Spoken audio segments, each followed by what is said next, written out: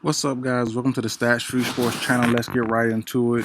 Had to do a quick emergency video, and not really emergency, but immediate video that needed to be done. I was going to do a video on the potential of Greg Roman for the Ravens being fired, the offensive coordinator. I'm going to do that tomorrow. Hopefully, he's not fired today. I hope he keep his job in general, but for video purposes, for my channel purposes, I hope he's not fired until later on in the future. But Elijah Moore, receiver, second-year receiver for the New York Jets, came out and said something on Twitter.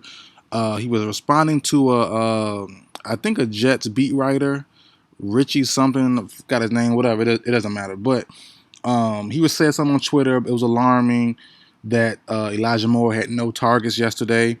I literally did a video. I did an NFL live stream, NFL Week 6 takeaway, and I did an NBA a joint video with NBA season preview like 4 or 5 hours ago, 7 o'clock in the morning.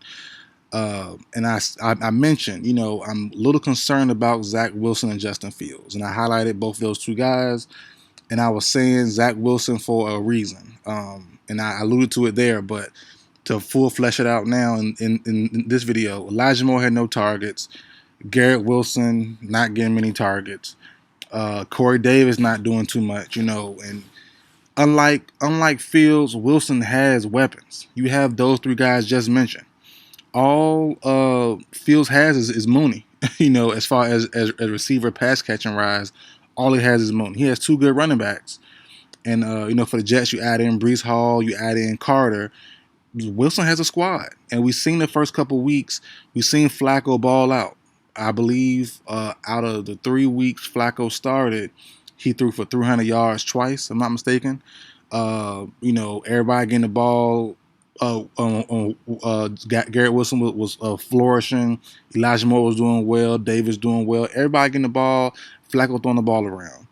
And when Zach Wilson came to the picture from I think last week or 2 weeks ago, the struggles became real. Folks not getting target.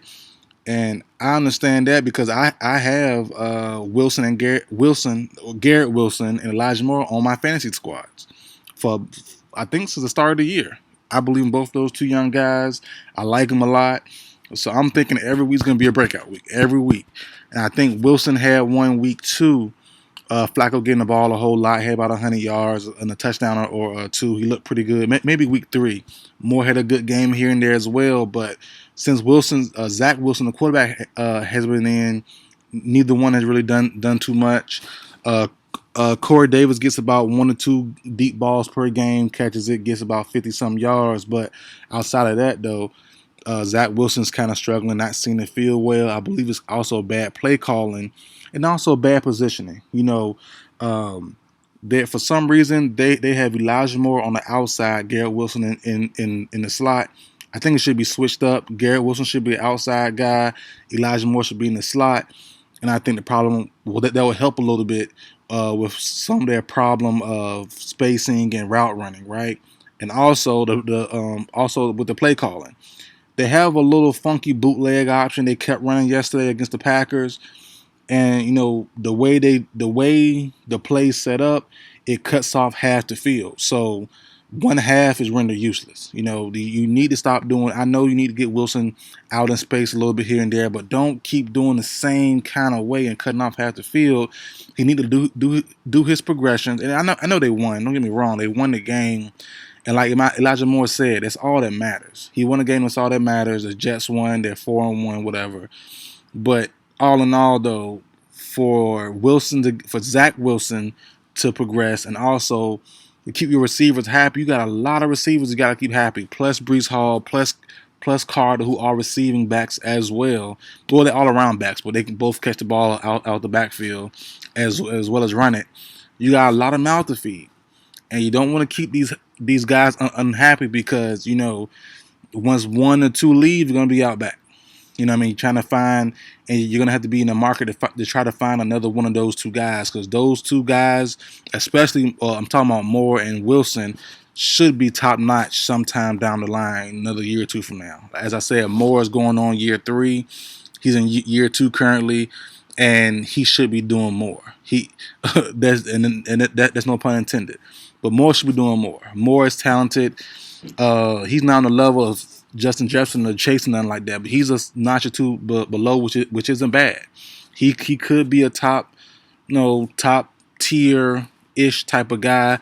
Wilson, who's a rookie, Garrett Wilson has the same potential as well, maybe even higher than Elijah Moore, because I believe he's more scheme versatile. He's more position versatile than Elijah Moore is to me personally. But all in all, man, Wilson has to progress a lot better. That being Zach Wilson, he has to get better and use his weapons properly. And also, you have to have better play calling. And also, the Jets have to have better position for their receivers. Elijah Moore is not an outside guy.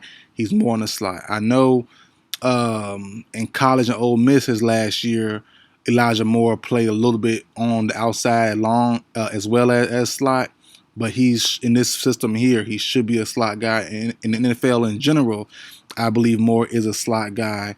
Probably, I'm trying to think of the word. I can't think of it now, but probably solely he's a slot guy. I think Wilson and Corey Davis can do a little bit both, but yeah, man, I did a video on it earlier. Literally mentioned how I'm concerned about Zach Wilson's play and lack of progression. I know he's a year two guy, but he definitely is misusing and not using his weapons properly, and you will see some frustration soon. Moore showed it. He fell for the bait. The beat writer. Let me get his name right so I can be respectful. I don't want to say give credit where it's due. So Rich Samini, and this is exact quote. Of all the eye-popping stacks, factoids today, this one is hard to understand. Elijah Moore, 0 target, #Jets. And that was at 8:38 p.m. yesterday after the Packers lose to the Jets, and the Jets became 4-1. As I said, I felt the same. I had Elijah Moore, which is almost every week, going for 4 or 5 catches for 40+ yards. Garrett Wilson the same. I bet that every week on dang near. And Elijah Moore have basically had no yards at all, no targets. It's crazy. Prior to this season, Elijah Moore was Zach Wilson's favorite target. And then you have Garrett Wilson, who I think had maybe like a 30-yard game, maybe 2 catches, 3 catches here and there. It's tough, man. It's tough when your quarterback, your young quarterback, who people hyped up to be in the same vein as a Pat Mahomes, freestyle type of baller, let the ball fly, only throws for basically 100, I think less than 120 yards, right? 111 yards, maybe 115 yards, somewhere around there, And a lot of those yards went to Breece Hall, who get the ball a lot yesterday. Like Moore said, it's all about winning. But man, guys want to eat too. Guys need to eat for their future contracts. And winning is great, winning is cool, but it's not sustainable the way they're winning right now. And everyone knows that. So we'll see what happens. Zach Wilson needs to progress to get his weapons. The ball more often. If you can live up to that top 5 pick, I think Wilson was pick 2, pick 3, somewhere in that top 5. He definitely has to live up to that Pat Mahomes like type of comparison that people put on him a couple years ago. He needs to spread the ball out some more, man. And he's not doing that right now.